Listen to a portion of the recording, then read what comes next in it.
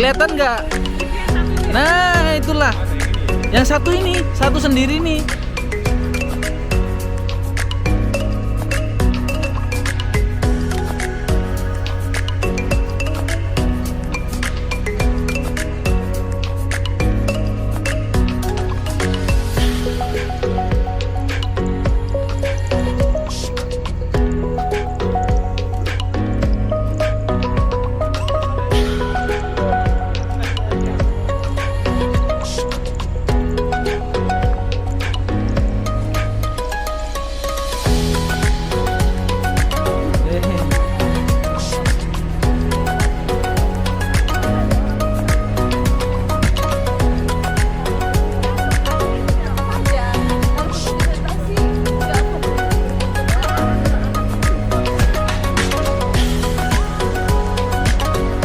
Kenapa?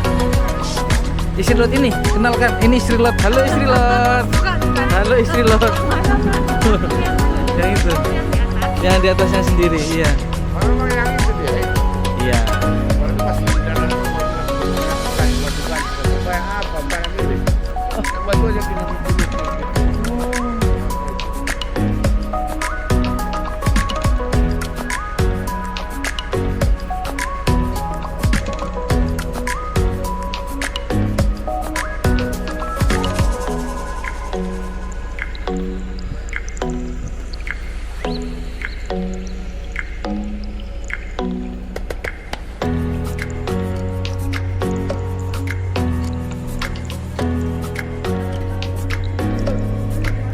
Nah, kita sekarang di mana? Lagi Oh ya di Jericho. Bukit Pencobaan. Bukit Pencobaan. Oke. Karena enaknya kurmanya jadi lupa. Timbang dong.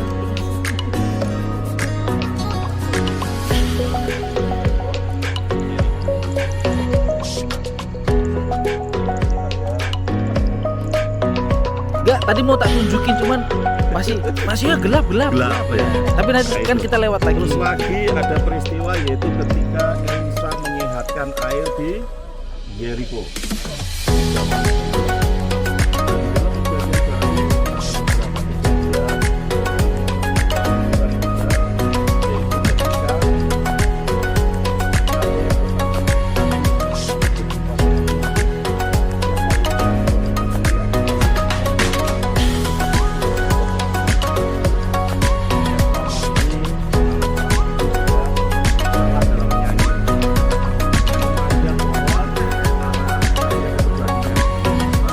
Banyak pohon ara.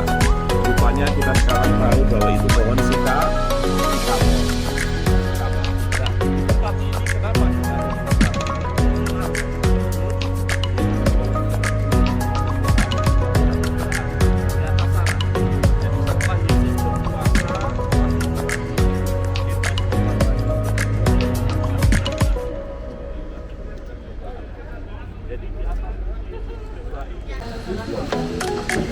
Mantap.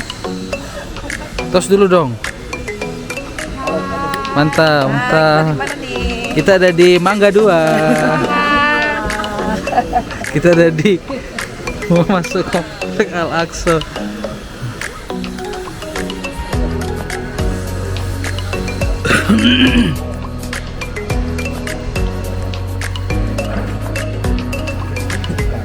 Kenapa? Apa? Dibikin jalur khusus sendiri untuk masuk ke Al-Aqsa. Iya. Nggak bisa. Di sini jalur yang bisa akses mau keluar masuk itu cuman saudara Muslim. Iya. Iya. Kita jalan satu-satunya masuk cuman ada di sini. Iya. Ini. Iya. Komplek. Ya, Al-Aqsa komplek sini.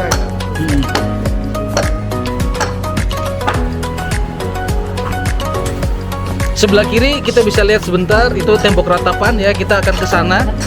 Ya, entah hari ini atau besok kita akan lihat kondisi. Tapi kita pasti ke sini. di kiri. Antrian nanti panjang. Antri drop ini ya. Besok kan yang antri Jumat. Enggak di sini Jumat enggak.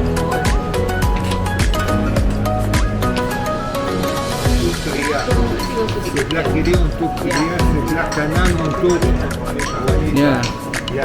Ini Bapak Ibu tembok ratapan di mana mereka meratapi kehancuran bait suci dan berharap bait suci dibangun Orang kembali. Yahudi it's hitam. Oke. Hitam adalah orang ortodoks. Putih. Hitam. Nih, yang pakai baju hitam-hitam itu Yahudi Ortodoks. Ya. Baju. Ya. It's baju, right? Baik. Yahudi Ortodoks. Ya, fanatiknya lah. Ya. Radikal. Ya. Fanatik ya.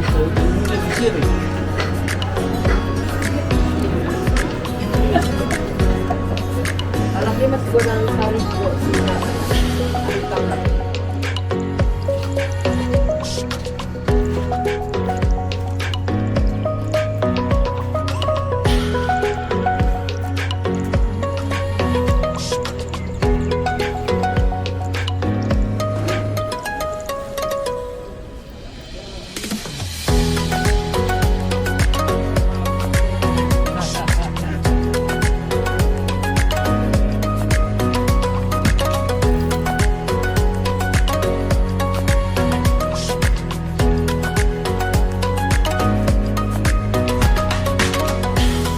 Nanti di atas view-nya malah lebih bagus, lebih jelas Bapak Ibu. Tenang aja.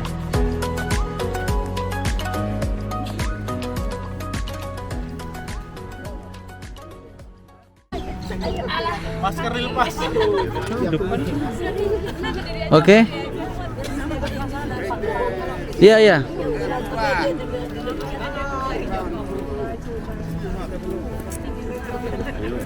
Ayo, yang di belakang kelihatan? Pak Victor nggak kelihatan, Bu Victor nggak kelihatan.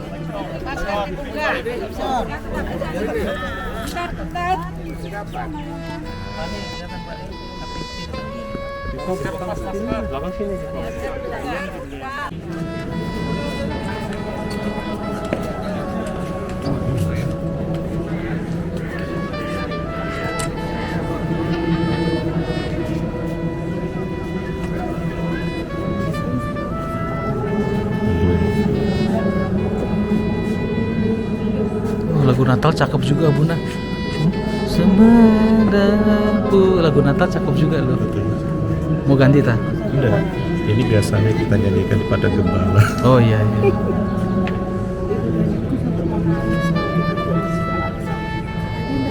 Iya karena mimpinya beliau Ustadz dan masalah di dalam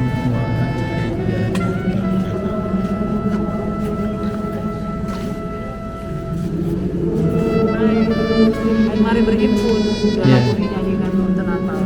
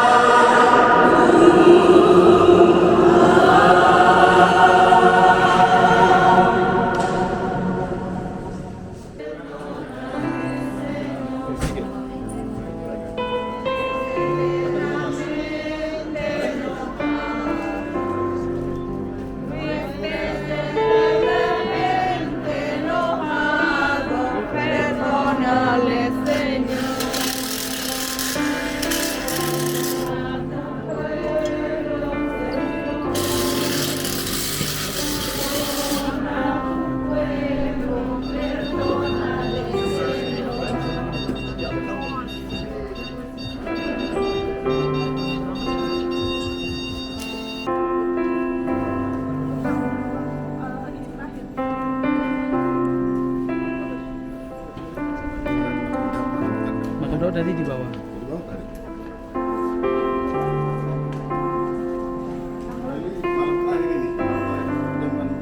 Iya, perjamuan malam terakhir. Perjamuan malam terakhir. Ngapain? Hah?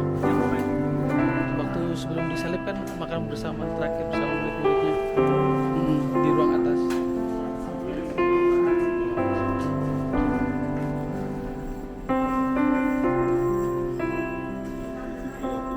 Nanti keluar lagi.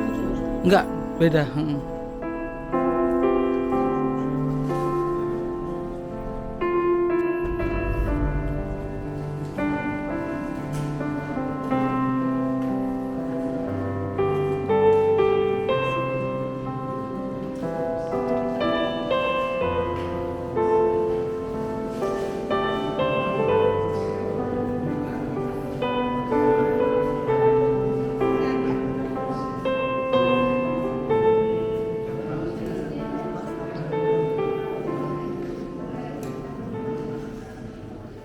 Insegnante solo $20. Sì, quiero. $20. Insegnante, mira, mi música. Sí, señora. 20, no 30. ¿Y tu hermana?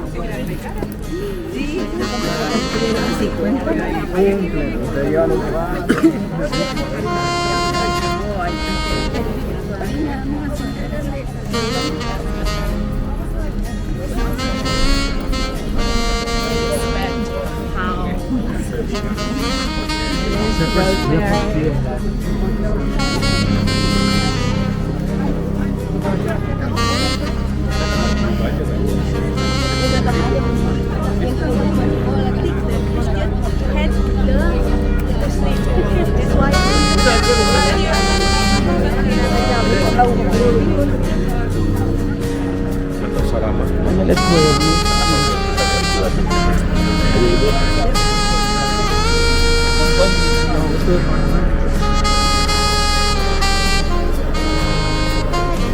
Kasihan belum ada video peserta.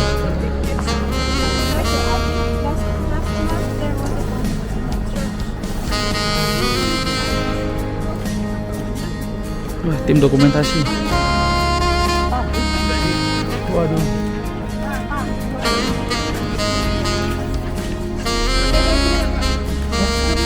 Oh, nanti. Keluar ya? Belum tempat para gembala mendapatkan kabar sukacita.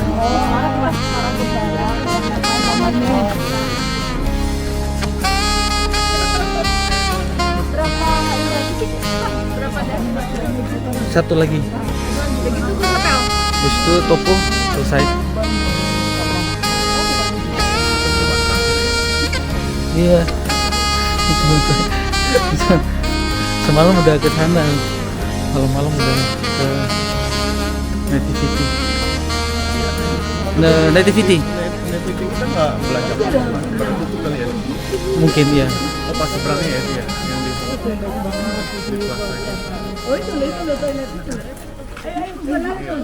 Kita melihat inilah kabar baik yang diterima oleh para gembala. Sebab itu di dalam Lukas pasal yang kedua itu menjelang kelahiran Yesus, malaikat surga boleh menjumpai para gembala di padang. Jadi di luar sana adalah tempat penggembalaan domba-domba. Dan di tempat kita duduk ini adalah tempat ketika malam para gembala itu boleh tinggal di dalam sini. Jadi tempat ini adalah salah satu tempat bagaimana para gembala waktu itu untuk dapat tinggal, jadi mengusir rasa dingin di luar sana. Dan tempat ini juga punya sejarah yang indah karena kabar baik disampaikan oleh malaikat Gabriel kepada mereka, telah lahir bagimu juru selamat, yaitu di kota Daud. Jadi kita rindu juga ketika kita melihat, nanti boleh ambil foto. Dan tempat inilah bagaimana Lukas pasal yang kedua itu menulis begitu sangat jelas bahwa itu bukan sekedar dongeng menjelang kelahiran Yesus, tetapi Tuhan juga perhatikan orang-orang yang tidak pernah diperhatikan. Para gembala adalah kaum yang paling rendah dalam status sosial bagi orang-orang Yahudi. Tetapi kelahiran Yesus juga membawa berita bagi mereka. Sehingga kita bersyukur bahwa Tuhan kita tidak memandang rupa, wajah, dan status. Tetapi Tuhan juga memberikan kabar baik kepada para gembala. Dan saya percaya saudara-saudara tidak hanya melihat tempat ini, bawalah kabar baik ketika kita pulang ke tempat kita masing-masing. Nah, sesuai dengan apa yang seringkali kita datang ke tempat ini, kita harus mengangkat pujian. Jadi pujian, walaupun belum Natal, kita angkat pujian ini, indah sekali. Dari pulau dan benua terdengar suara. Yang bisa menyanyi, yang tidak bisa mengikuti perlahan-lahan ya. Biasanya ada di sini lagu yaitu buku panduan, tetapi hari ini tidak ada. Tetapi kita akan angkat bersama-sama pujian ini, langsung kita juga berdoa ya. Dan Yesus memberkati. Dari pulau dan benua terdengar suara merdu, lagu pujian semua bagi nama penebus.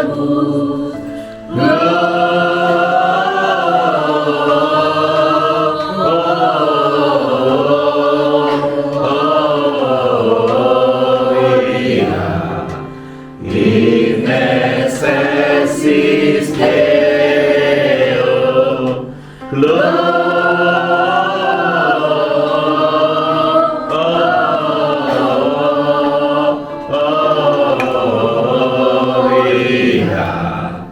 in excelsis Deo. Satu lagi pertanyaan sebelum berdoa. Ini apa, Pak? Hitam-hitam di atas ini. Jadi para gembala untuk menghangatkan tubuh, mereka membuat api. Ya, juga mereka juga di dalam ini untuk membuat makan malam mereka. Ya, jadi ini bukan terjadi karena memang dicat, tidak. Karena sebagai bukti bahwa tempat ini memang para gembala pernah tinggal 2000 tahun yang lalu sebelum mereka dapatkan berita gembira itu. Jadi itulah tempat ini punya cerita yang begitu luar biasa. Kita mengucap syukur dan kita berdoa bersama-sama. Bapa kami yang di surga, terima kasih Tuhan.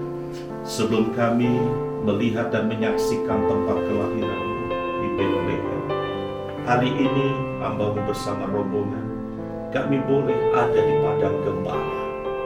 Mereka punya status sosial yang mungkin dipandang rendah, dan orang mungkin melihat mereka bukan siapa-siapa. Tetapi Tuhan juga memperhatikan mereka, dan Tuhan juga melawati mereka. Tuhan hadir untuk memberikan kabar gembira atas mereka. Dan kami juga percaya Tuhan, ketika kami melihat tempat ini, maka kami bersyukur. Kami bukan siapa-siapa bagi dunia ini. Orang terkadang menganggap rendah siapa kami.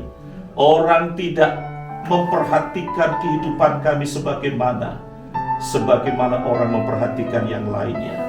Tetapi kami bersyukur Tuhan mengasihi kami. Tuhan memanggil kami, dan hari ini kami melihat bukti bahwa kabar gembira juga boleh kami dengar, bahwa Engkau sudah lahir di kota Daud, dan kami bersyukur mendapatkan keselamatan itu. Terima kasih Bapa, inilah ucapan syukur kami.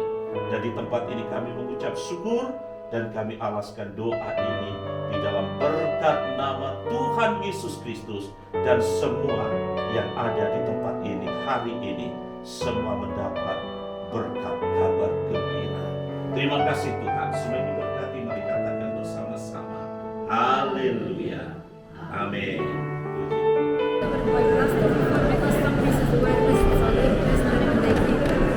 They say one day all the world will come to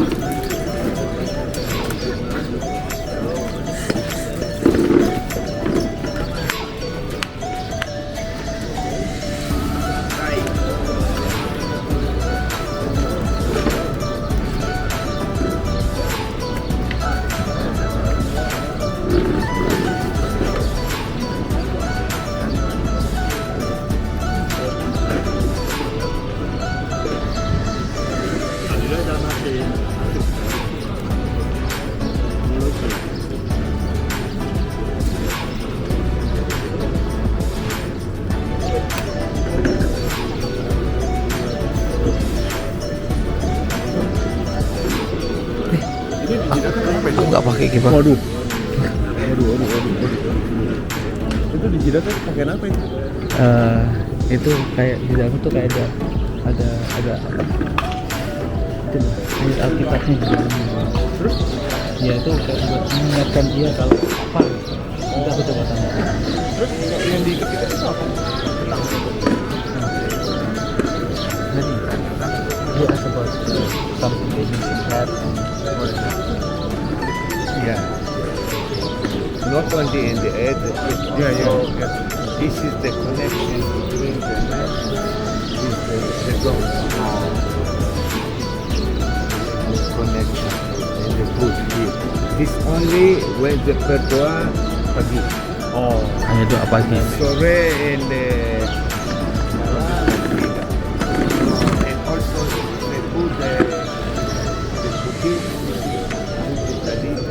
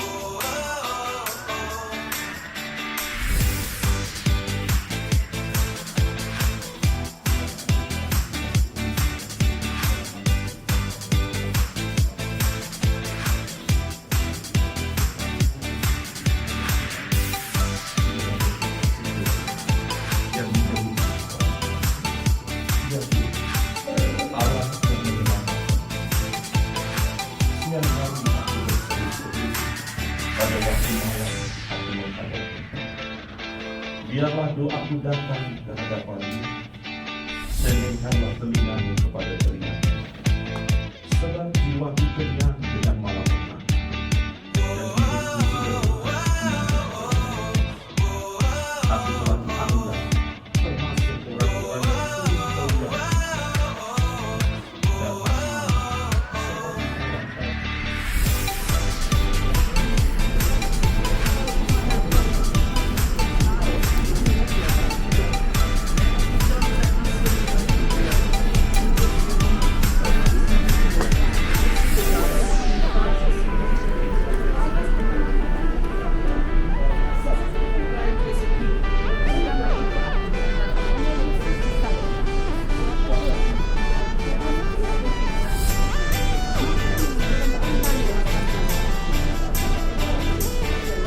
Penemuan sebuah tempat pemerasan anggur yang kuno.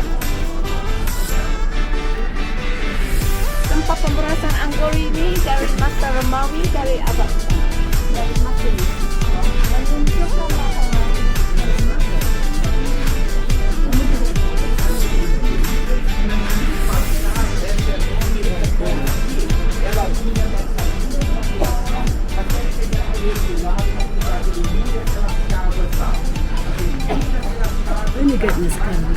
Cuman di sini aja.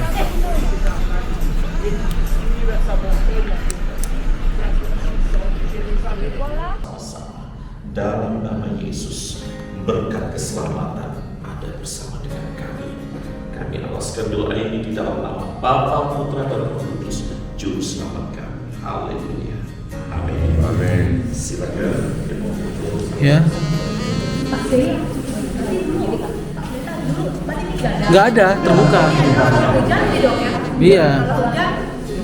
Ada mereka apa itu dulu tidak terbuka begini, tidak terbuka tapi ada sebenarnya gitu. Ya, di sini jarang hujan, jadi angin.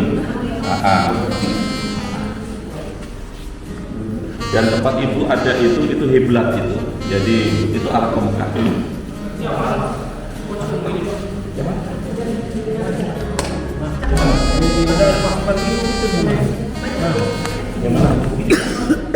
Oh, ada. Di sini. Iya. Iya. Mungkin ini. Tuhan kepala seorang imam. Ya, dulu di sini.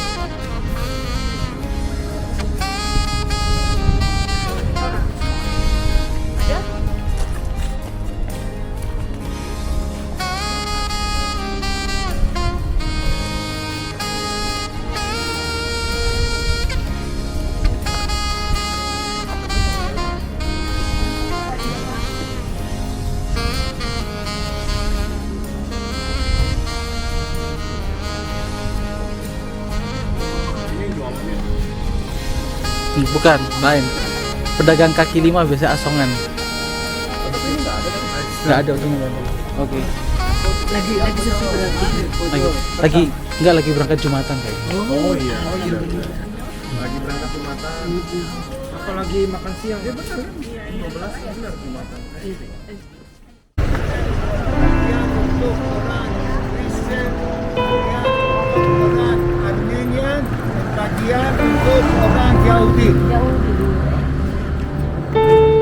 Di Bukit Zaitun adalah 3 kuburan.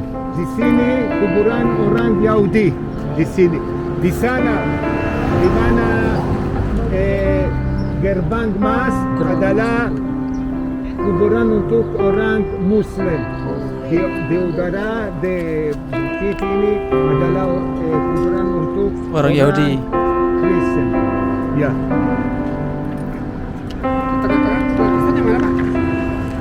Ini Yahudi. Ini Yahudi nih. Yahudi. Yahudi. Okay. Enggak, ini enggak. You want to say? No, no. I think it's enough. Okay. Bye. Yalla.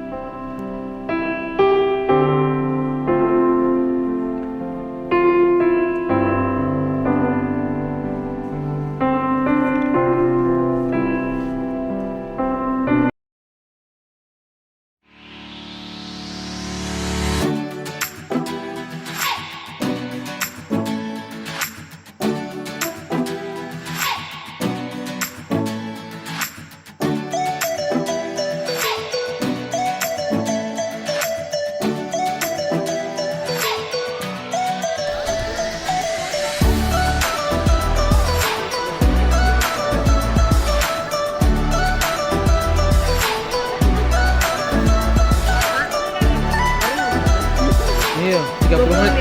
30 menit lah.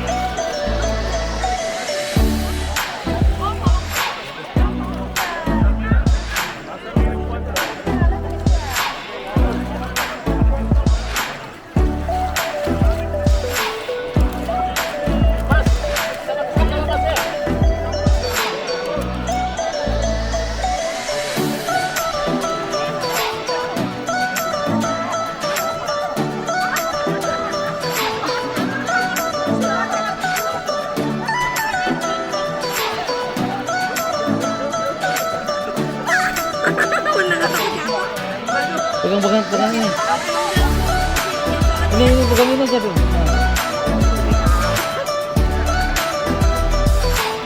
Hati-hati.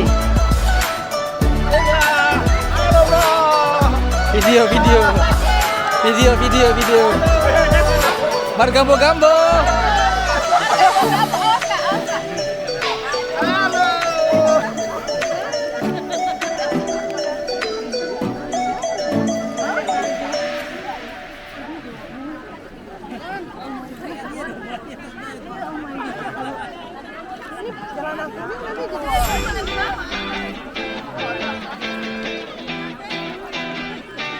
Boleh nyambil kan ini saya? Boleh. Hati-hati Kak.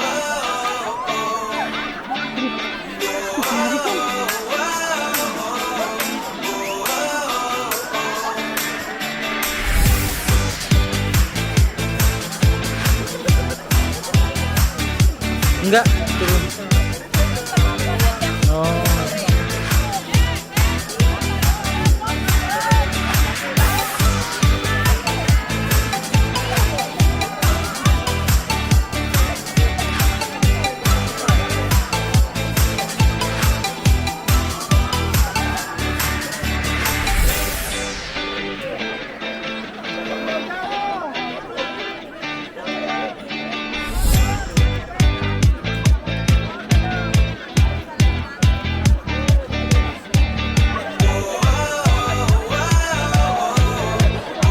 Video.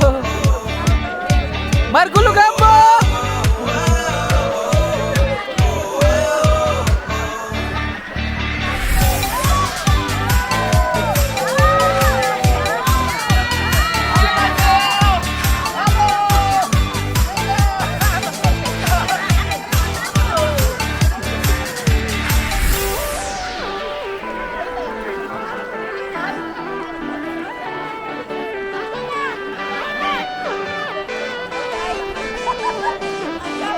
Ini video loh ya, video nih.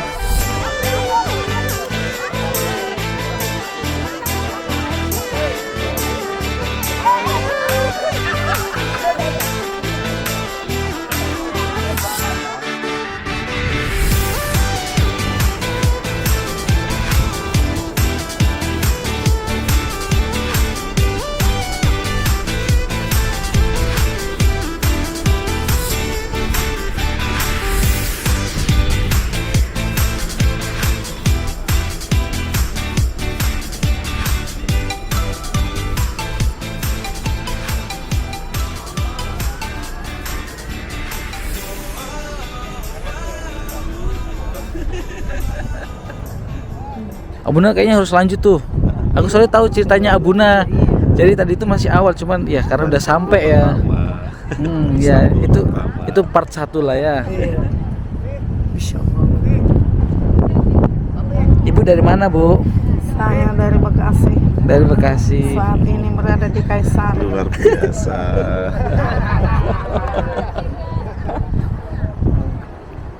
Fotoin, Bi. Jadi ya, saya fotoin. Iya, ini.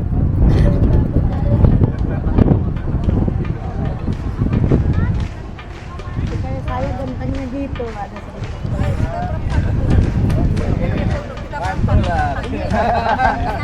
kita berempat.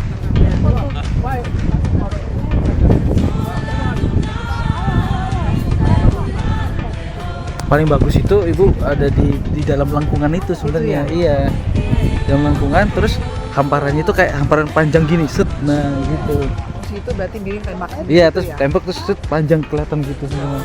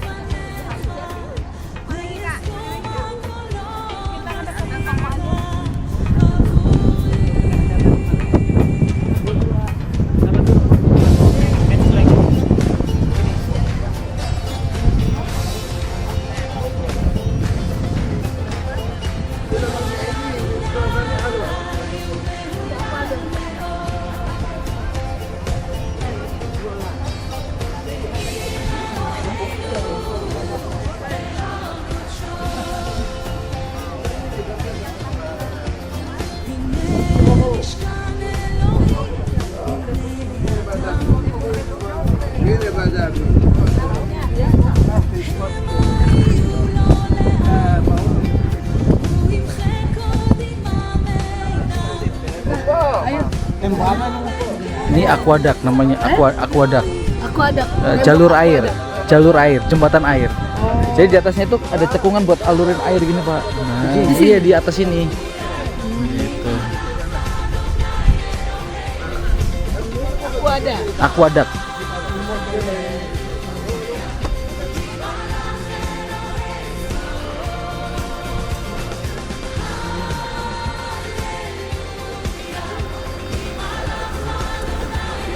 Mau masuk? Yuk. Yang kita mau lihat di dalam itu adalah gua di mana Elia waktu itu setelah membunuh nabi-nabi Baal, Ali dibagi kurang jauh lebih 600 orang itu di atas gunung Karmel. Jadi beliau setelah membunuh itu dikejar-kejar oleh Isabel, yaitu istri dari Ahab. Ketika dia bersembunyi di sini, Elia, jadi di depan gua itu dulu ada sungai, namanya Sungai Kerit.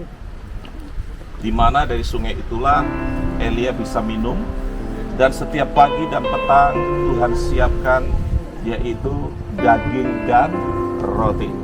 Daging dan roti itu yang dibawa oleh burung gagak. Nah, kita perlu tahu, burung gagak itu adalah burung yang diharamkan oleh orang Yahudi. Burung yang tidak bagus, suaranya paruh, bentuknya yang hitam legam, matanya yang menakutkan. Tetapi Tuhan ingin mengubah paradigma itu. Yang tidak disukai pun terkadang bisa dipakai oleh Tuhan untuk memelihara Elia. Padahal masa itu Israel sedang kelaparan. 3,5 tahun. 3,5 tahun mereka tidak bisa menabur, mereka tidak bisa bercocok tanam, tidak ada hasil apa-apa. Sehingga saya mau katakan begini, berarti di Israel pun juga langka roti dan daging. Lalu dari mana ini burung gagak dapatkan roti dan daging? Nah, inilah satu pemahaman teologi bahwa burung gagak itu juga bisa mengambil dari tempat yang lain untuk memelihara kehidupan Elia. Jadi kalau di satu tempat pun dalam keadaan sukar sulit, Tuhan bisa buka jalan di tempat yang lain. Itu nilai teologisnya.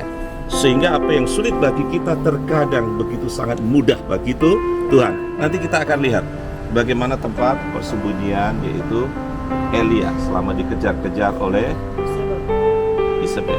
Nah, yang menjadi pertanyaan, apa sih penyebabnya? Karena Ratu Isabel ini percaya kepada nabi-nabi Baal, dan Elia berusaha ingin menegakkan kebenaran. Sehingga di atas gunung Karmel itu diadakanlah perlombaan, yaitu masing-masing ingin membuktikan Allah siapa yang paling benar dan maha kuasa. Sehingga dalam perlombaan itu mereka membuat 2 mezbah, yaitu 2 mezbah menurut masing-masing. Elia juga membuat mezbah, Nabi Baal juga membuat mezbah. Nah, ketika itu dimulai, yang pertama kali adalah Nabi Baal. Mereka menari-nari berputar-putar di mezbah mereka. Bahkan Elia berkata, ayo mungkin gak dengar itu, mungkin telinganya gak dengar Tuhanmu. Lebih keras lagi, mereka lebih keras menari, mereka berteriak-teriak. Elia berkata lagi, mungkin sedang tidur Tuhanmu. Ayo lebih keras lagi, sampai mereka menoreh-noreh tubuhnya. Kata menoreh itu melukai, sehingga banyak darah. Dan toh pada akhirnya setelah matahari itu hampir tenggelam, tidak terbakar itu korban persembahan Nabi Baal. Nah giliran Elisa, ketika Elia memulai itu, Elia berkata, ambil air sebanyak-banyaknya, siram itu korban itu. Secara logika tidak mungkin, ya kan? Bagaimana bisa terbakar kalau disiram banyak-banyak air? Tetapi itulah yang dilakukan oleh Elia. Dan sebanyak air yang ditumpahkan itu, ketika Elia berdoa, mohon Tuhan tunjukkan kuasanya. Api dari langit menyambar persembahan itu. Dan sebagai perjanjian mereka, siapa yang kalah harus dilenyapkan dari muka bumi. Dan betapa kuatnya Elia, saya mau katakan, dia sendirian. Dia memotong kepala nabi-nabi Baal. Hampir 600 orang. Luar biasa. Sehingga lembah ini juga disebut adalah lembah darah. Karena lembah apa? Karena ada peristiwa itu. Jadi ada peristiwa bagaimana Elia bertempur dengan Nabi Baal, dan yang kedua di atas gunung Karmel itu ada api dari Tuhan yang membakar persembahan Elia. Selamat menikmati gua, dan disitulah cerita itu bahwa itu memang ada sebagaimana tertulis dalam Alkitab kita. Ya. Mari bapak-bapak, ibu-ibu. Foto-foto capcus. Yalah. The history. I give history a little.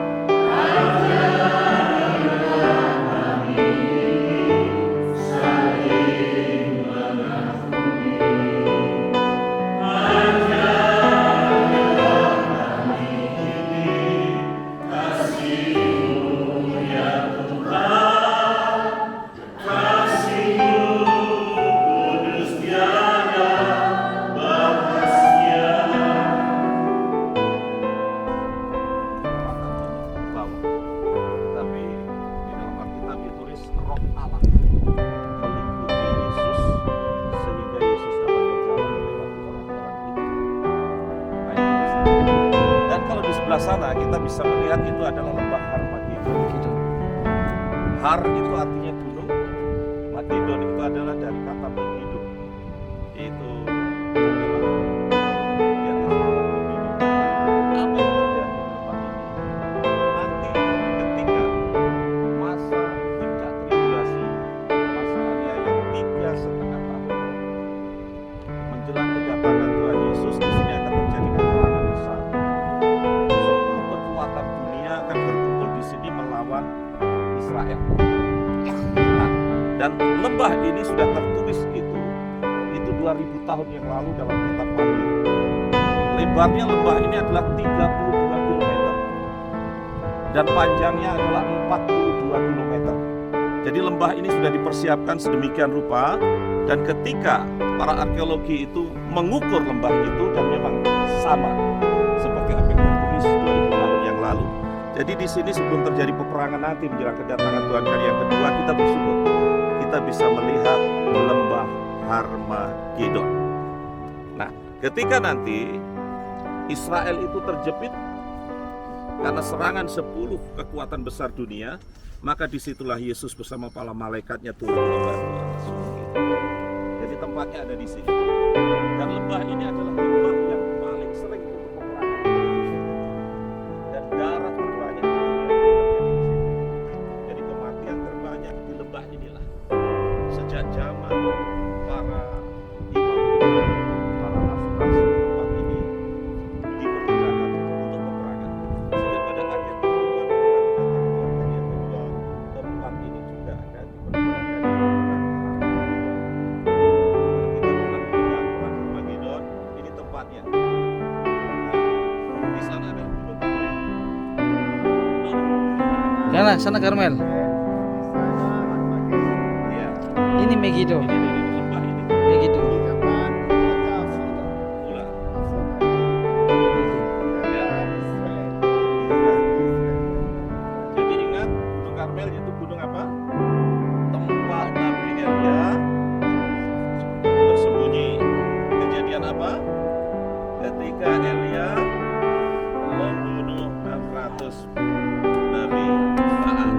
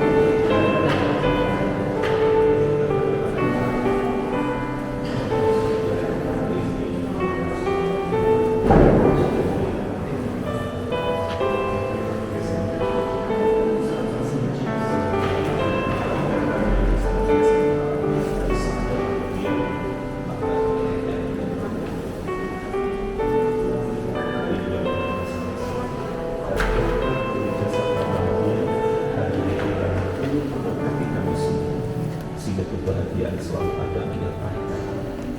Mengucap syukur, kami alaskan doa ini dalam tangan kuasa-Mu, Juru Selamat kami, kekasih jiwa kami, Tuhan Yesus Kristus. Haleluya. Amin. Puji Tuhan. Setelah melihat pemirsa, kita bisa bersyukur Tuhan, kita akan satu pujian.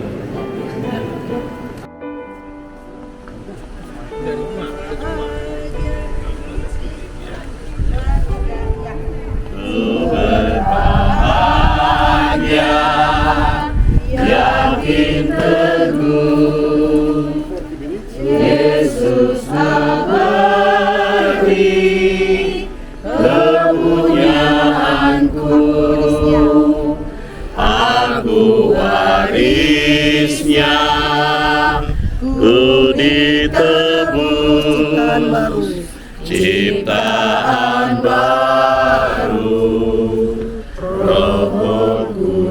Aku bernyanyi. Aku bernyanyi bahagia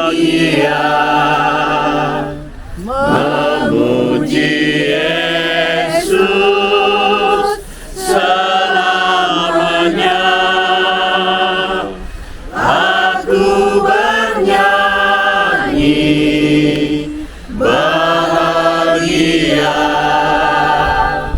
memuji Yesus selamanya. Sekali lagi, ku berbahagia, yakin teguh, Yesus abadi kepunyaanku.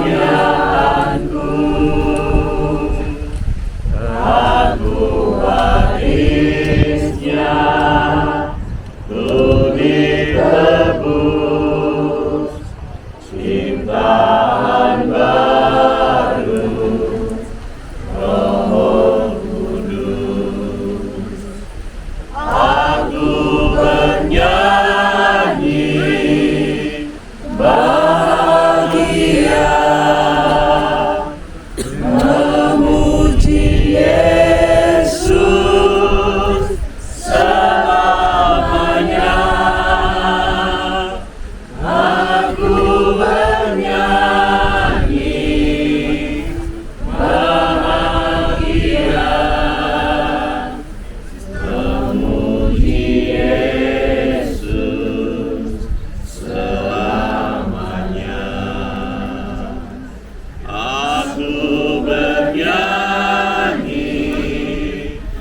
bahagia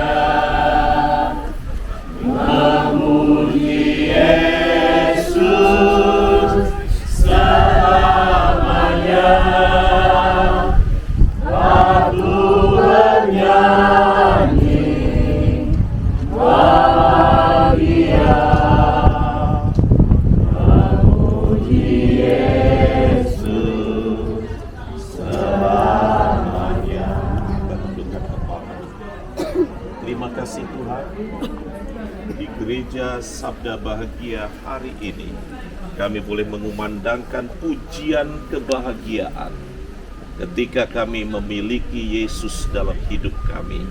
Berkat Tuhan turun memberkati kami di tempat ini, sehingga sabda bahagia yang sudah Yesus ucapkan sebagai firman boleh membuat kami semua berbahagia. Terima kasih Tuhan. Mengucap syukur, semua yang sudah diberkati dengan kebahagiaan katakan bersama-sama. Haleluya. Amin. Puji Tuhan. Mari ya, let's go. Oke, kita ke Bas. Tetap pegang aku, jangan jauh-jauh. Si Pak, tadi malam gimana? Sikat? Oh, keren. Keren. Jangan terbang. Tak kembas sangat.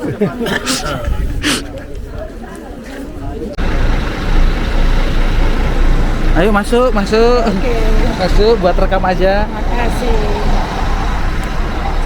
Apa ini judulnya ini Pak? Ini gereja. Santo Petrus ya, yang Iya. tempat Tuhan Yesus menampakkan diri. Betul sini. Aku udah jelasin Kapernaum dikit, ternyata mampir sini. Kalau ke atas gak ikut nggak apa-apa kan ya? Ya nggak apa-apa, Kapernaum kan? Heeh. Nggak apa-apa. Nggak ada masalah Nggak ada mah. masalah. Iya. Nantulah, lihat deh, tuh otak berotak banget nih cewek. Dia kasih dia.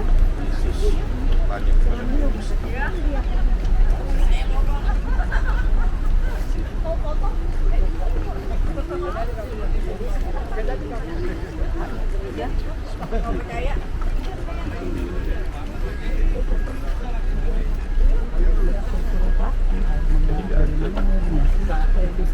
Oke. Bukit di sana.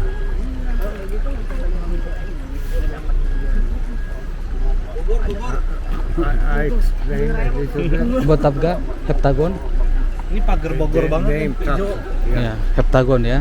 Oke. Heptagon, it's the name from Tapra, it's Sabra. Sabra is 7. Oke. tujuh sumur dari bukit di sana. Sekarang only two.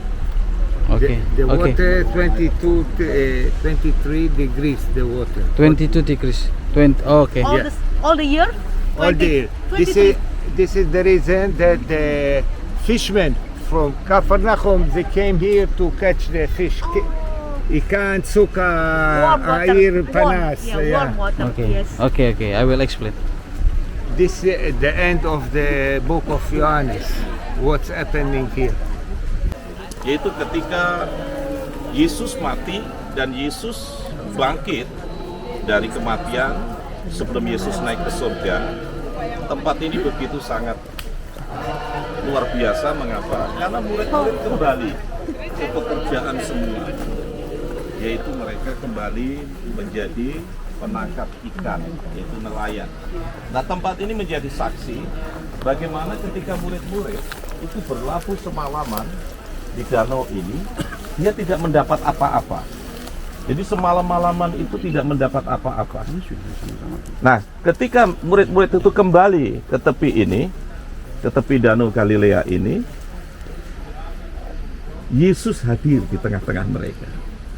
Sehingga Yesus bertanya, adakah lauk pauk yang kau dapat?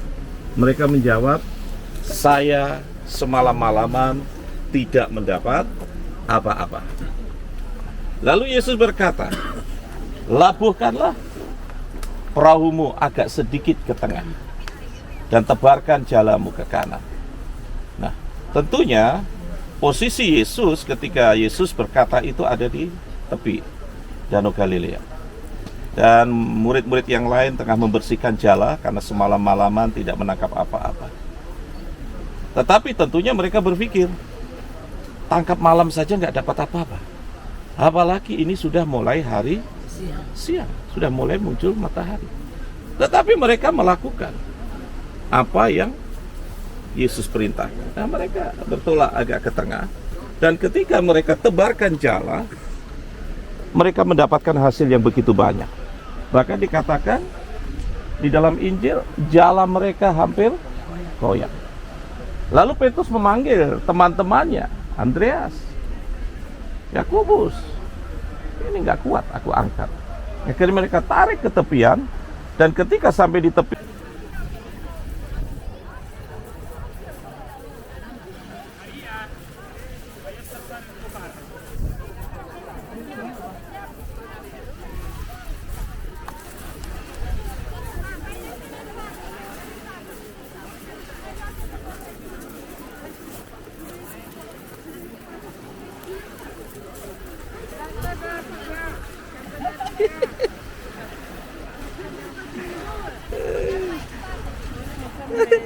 Gayanya gitu banget sih Bapak ya.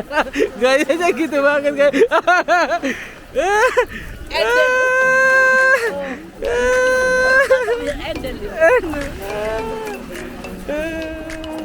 Pak, tolong fotoin dong bertiga, boleh nggak? Boleh, boleh.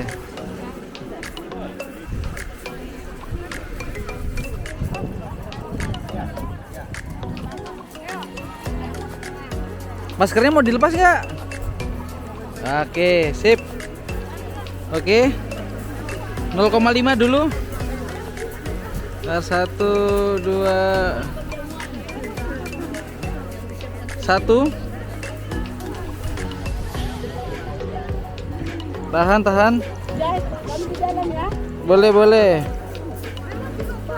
Oke. Mari. Bisa, bisa.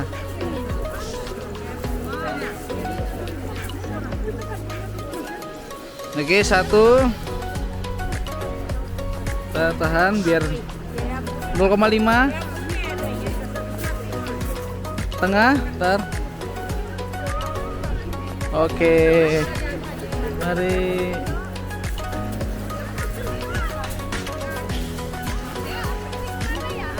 Oh, gereja boleh. Gereja. Gak minta tolong nih. Enggak minta tolong nih.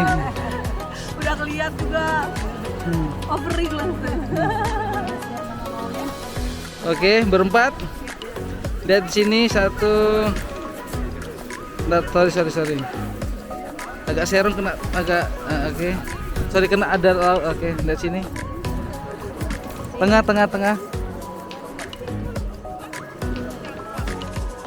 Oke. Mari.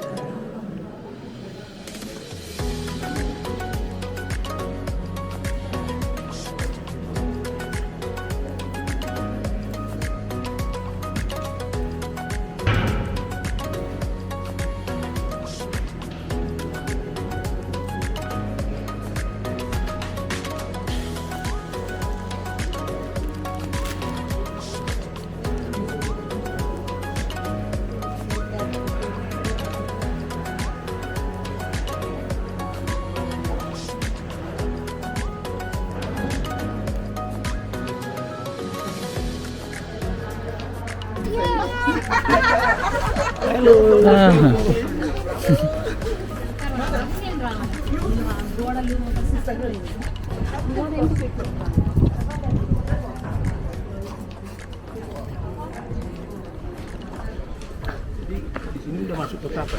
Ini. Gak lihat. Gak lihat cuman ini Kapernaum.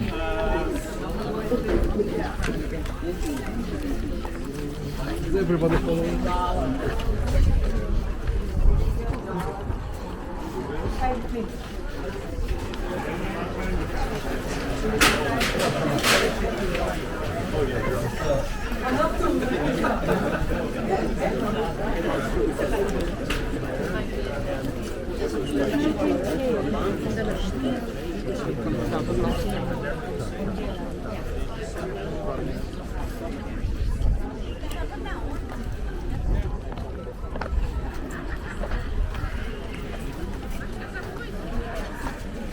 Oh, harus masuk.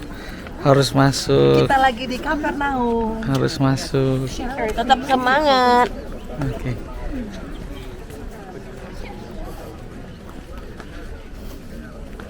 Nih, reruntuhan.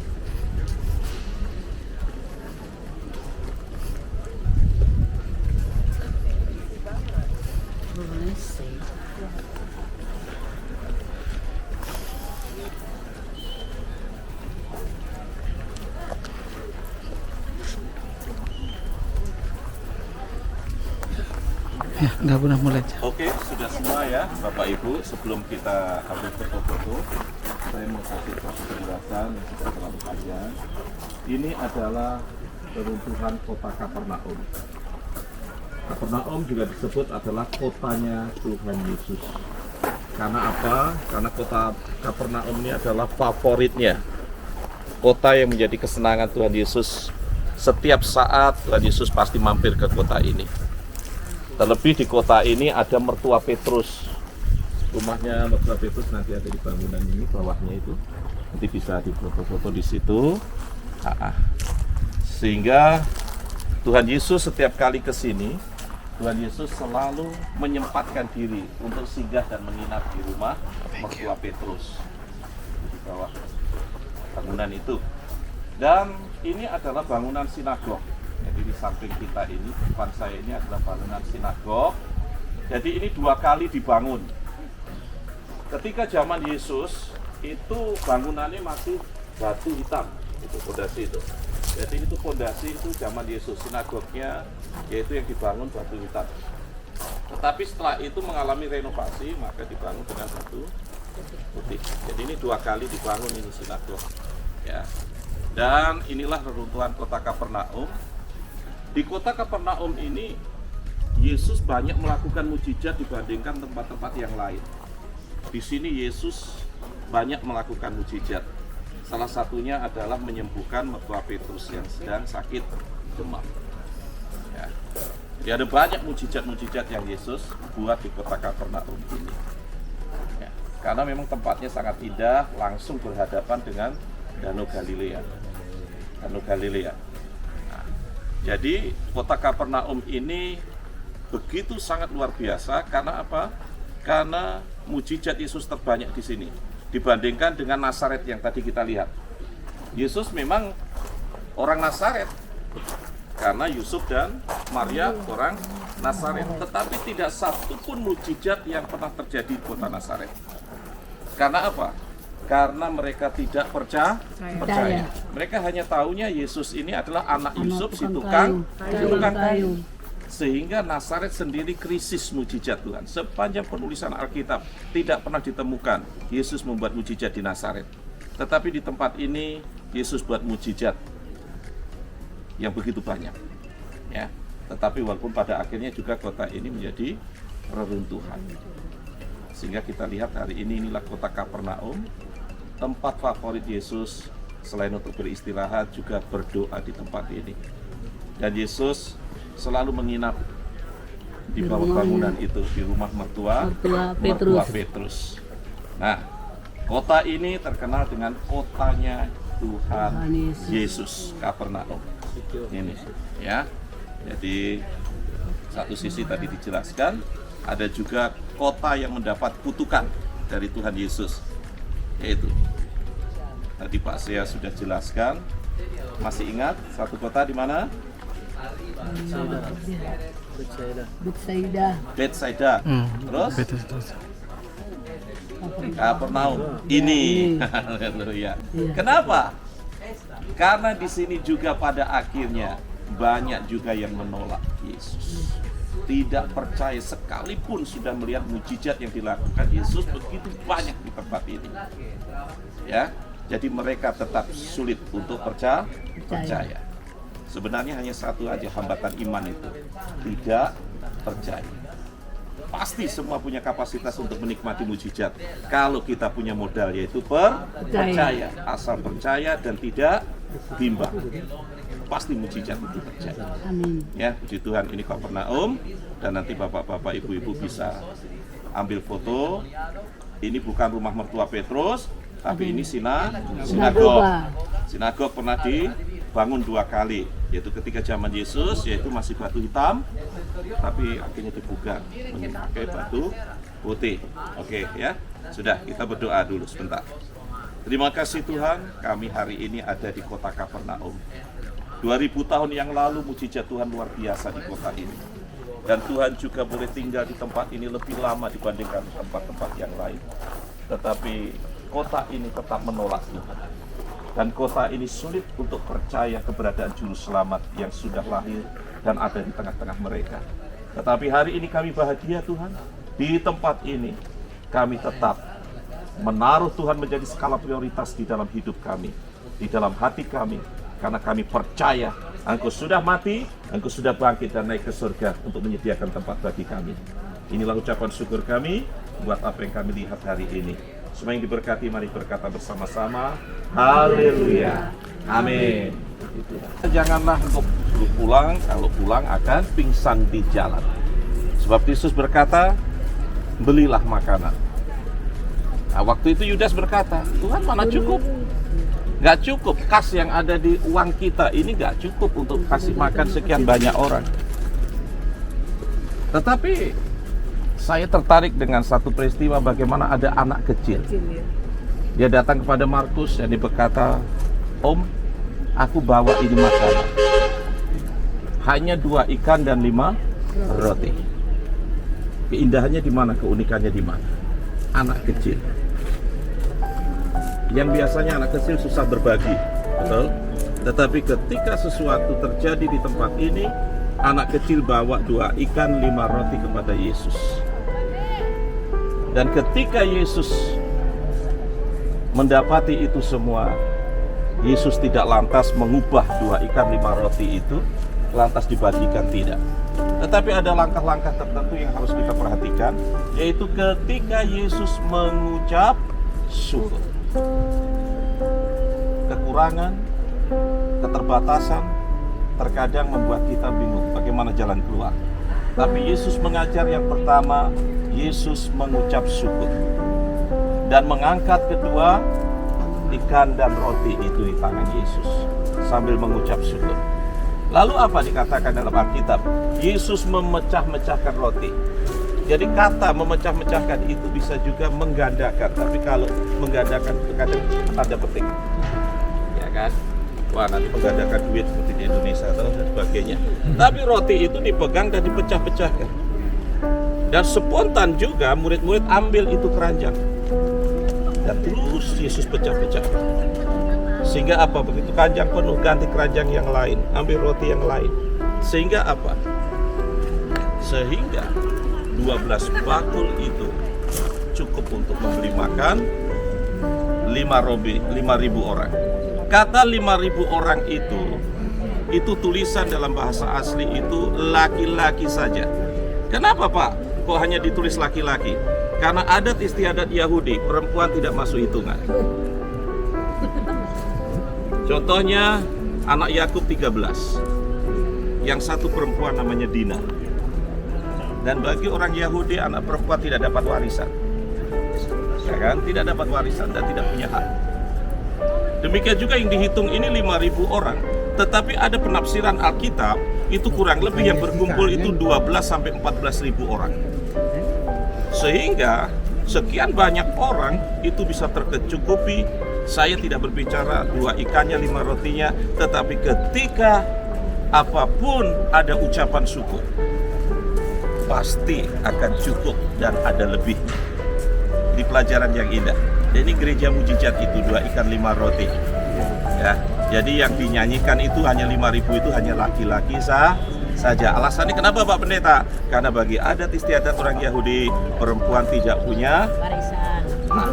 Berarti bisa dikali 2 kali 3. bisa. Karena apa? Anak istri. Ada anak-anak yang datang kasih 2 roti 2 ikan 5 roti. Berarti ada juga yang bawa istri.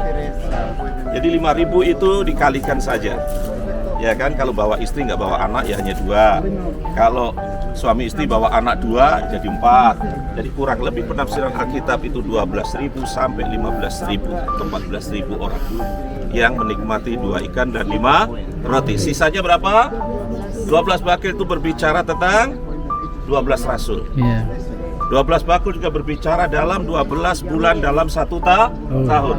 Ketika kita mengawali sesuatu dengan ucapan syukur, yakinlah Tuhan tetap pelihara kita. Amin. Haleluya. Tadi berkati, ayo kita berdoa. Bapa di surga, kami mengucap syukur ada di gereja Tabgha. Dan kami mau belajar satu hal, apapun yang menjadi berkat kami belajar mengucap syukur. Apapun keadaan kami tahu ucapan syukur punya kuasa dan kekuatan yang luar biasa. Sebab itu, kami mau belajar dalam hal ini. Kami belajar mensyukuri dengan apa yang Tuhan sudah berikan atas kami. Sehingga keterbatasan itu ada mujizat kecukupan dan kelimpahan dalam kehidupan kami. Yang mendengar dan yang melihat tempat ini, semuanya diberkati oleh Tuhan. Mari semua katakan bersama-sama, haleluya, amin. Puji Tuhan.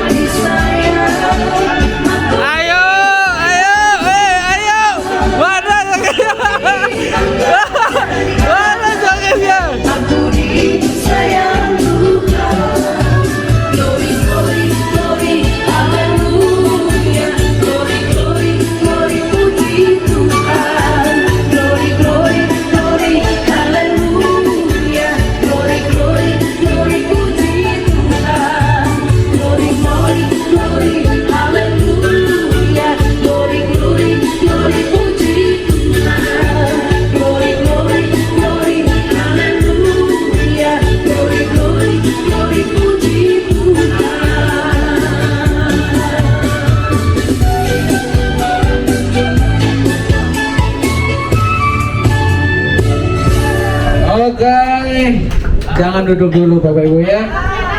Kita mau lanjut. Siapa mau request lagu anak Medan? Hajar Horas Pak.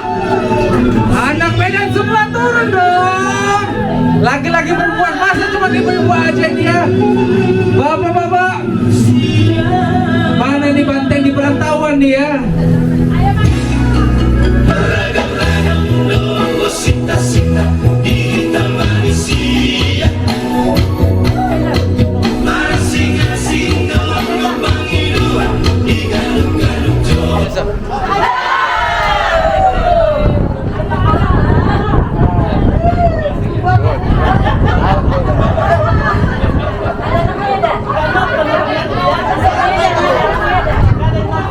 Sebentar Bapak Ibu ya.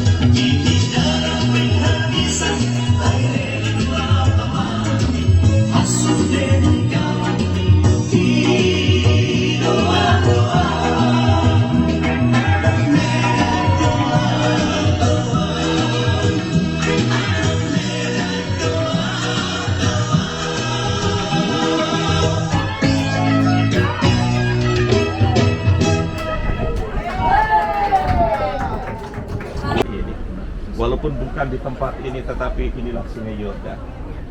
Karena tempat Yesus dibaptis, tempatnya sekarang ada di daerah Gaza sana. Sedangkan daerah Gaza adalah daerah konflik, sehingga tidak mungkin kita mengadakan di sana. Tetapi ini adalah Sungai Yordan.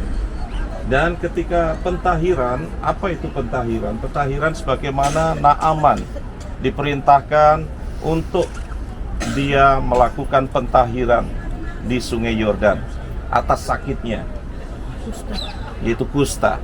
Penyakit kusta adalah penyakit yang mematikan. Dan bagi orang Israel, penyakit kusta adalah penyakit kutukan. Dalam hidup ini kita tidak tahu apakah ada hal-hal yang sudah dibuat oleh nenek moyang kita, sehingga kita sebagai cucu, sebagai anak, tanpa kita sadari kita terikat oleh itu. Dan di dalam kolam pentahiran inilah Yesus ingin mengubah kehidupan menjadi kehidupan yang baru. Sehingga kita akan doakan kekasih-kekasih kita, yaitu 5 orang yang akan mengikuti baptisan, yaitu peneguhan baptisan maupun pentahiran. Pentahiran Oma ya? Oh, sama ibu. Oke. Berarti yang peneguhan baptisan bertiga. Oke.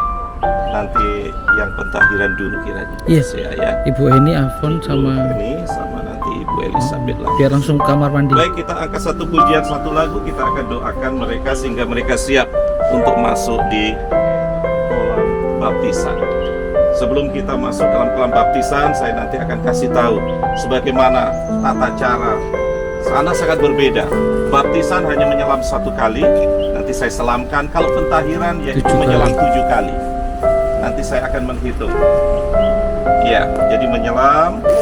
Jadi tidak usah lama-lama, tidak perlu 10 menit, maka 10 menit. Nanti yang terakhir 30 menit tidak muncul malah ya, nama Tuhan. Jadi asal sudah masuk, langsung keluar ya. Di nama Tuhan kita akan berdoa. Iya, inilah sukacita yang dari Tuhan atas keputusan yang kau ambil. Engkau boleh masuk dalam kolam baptisan. Demikian juga engkau akan masuk dalam pentahiran dalam nama Yesus. Di dalam nama Yesus. Tuhan tahu Tuhan juga tahu apa yang terjadi dalam kehidupan kedua pribadi ini. Tetapi di dalam Tuhan kami percaya keputusan yang mereka ambil adalah keputusan yang boleh berkenan di hati Tuhan.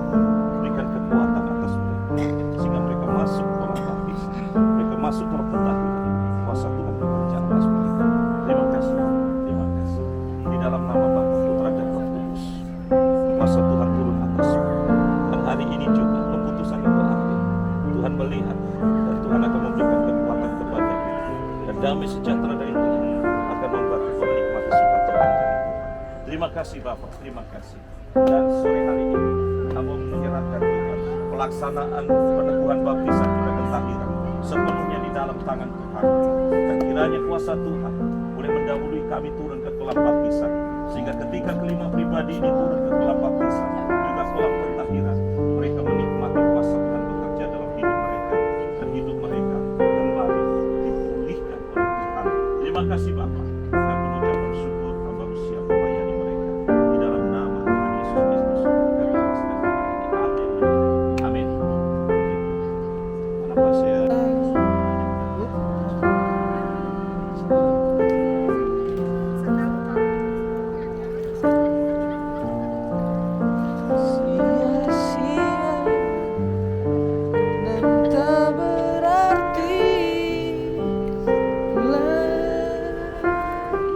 kami yang di surga, hari ini hamba-Mu menyerahkan Ibu Afon Henitina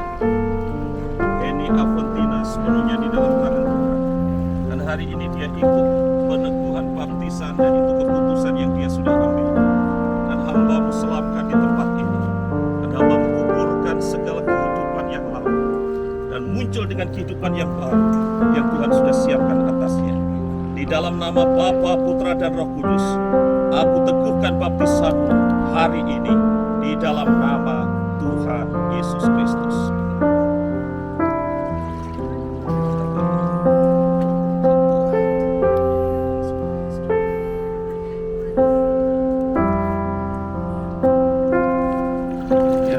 Ibu Eni jemput Pak Mas. Amin. dan baptisan. Ini jemput Oma dulu ya.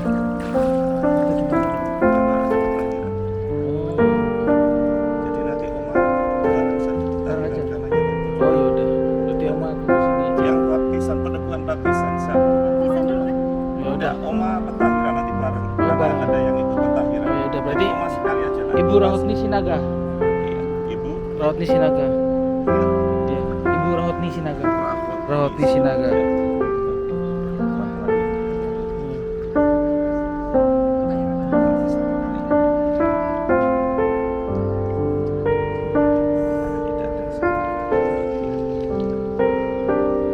Bapa kami yang di surga, hamba-Mu akan teguhkan baptisan Ibu Rahotni Sinaga.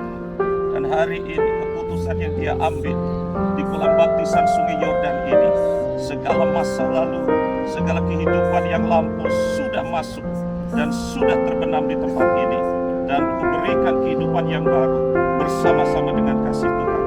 Aku teguhkan baptisan-Mu hari ini di dalam nama Bapa, Putra, dan Roh Kudus, di dalam nama Tuhan Yesus Kristus. Lihat saya sini. Lihat sebentar sini berdua. Abuna sama. Oke. Tunggu dulu sebentar ya. Oke, yang baptisan. Belum sempat, nanti lagi.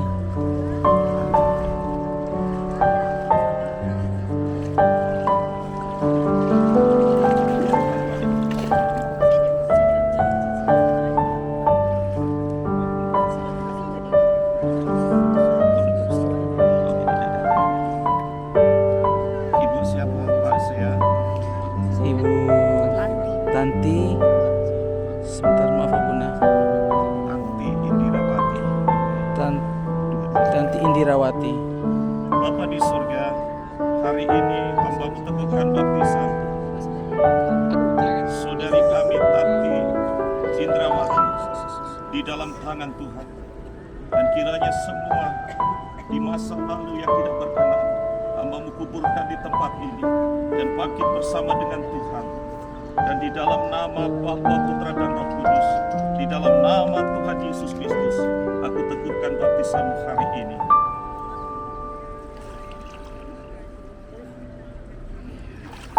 Nih, lihat sini. Abuna berdua. Lihat sini.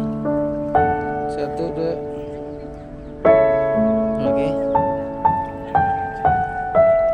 Kayak ada yang Oke, Bapak. gigit-gigit kan?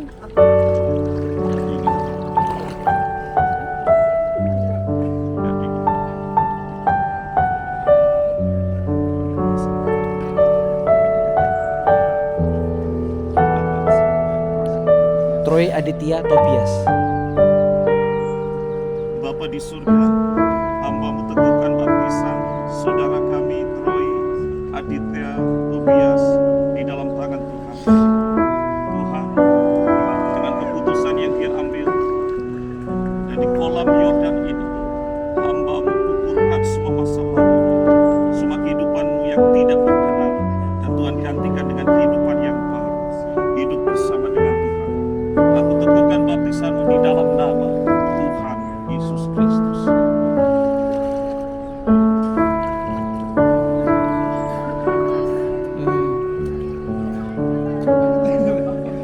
Lihat sini, Pak. Lihat sini. Oke. Oke, sudah. Udah. Nanti kita pentahiran. Bapak semua stay di sini. Oma mau baptis. Oma pentahiran aja. Oh, Oma baptis juga. Oke. Oma baptis sudah. Oke.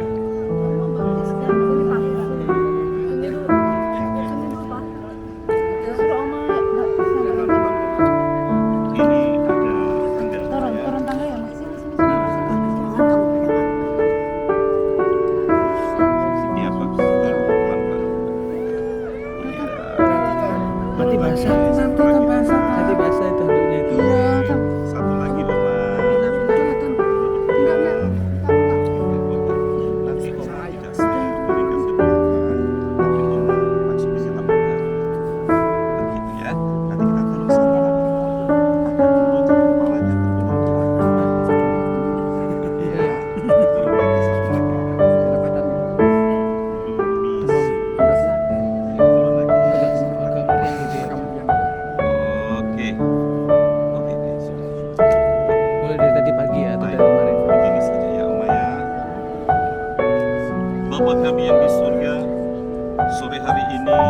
sungai Yordan ini, hamba-Mu menyerahkan ibunda kami terkasih, Ibu Elizabeth Lumisu, di dalam tangan Tuhan. Dan hari ini ketika dia mengikuti peneguhan baptisan, kuasa Tuhan boleh turun menaungi dia. Segala kehidupan masa lalu yang tidak berkenan Tuhan kumpulkan di tempat ini, dan dia boleh kembali bangkit dengan kehidupan yang baru. Hari ini aku baptiskan engkau, Ibunda Elizabeth Lumisu, di dalam nama Bapa, Putra, dan Roh Kudus. Sampai ini. Lihat sini Oma. Oma boleh lihat sini. Ya, oke. Oke.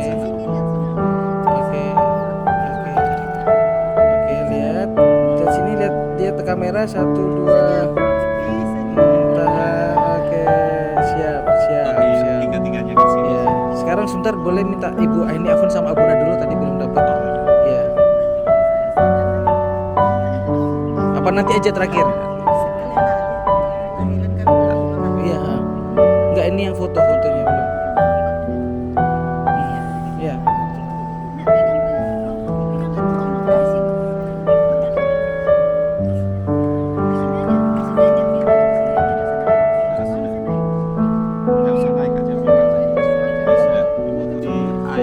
Apa mau kurang mundur lagi?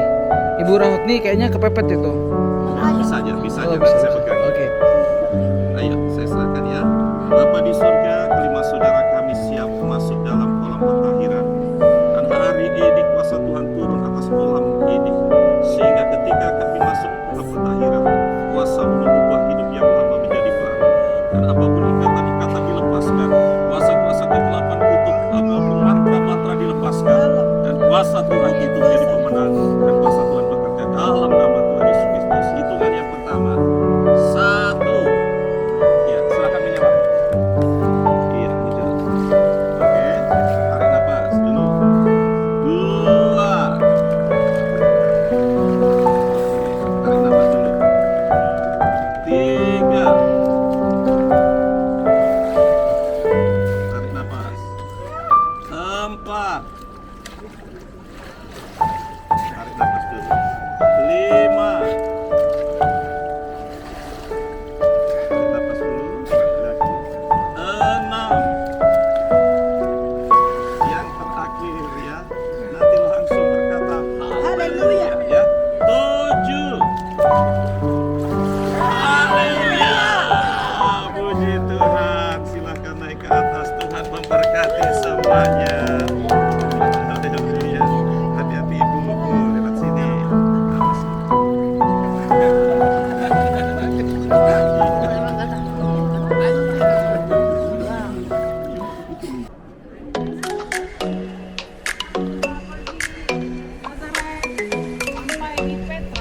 Petra.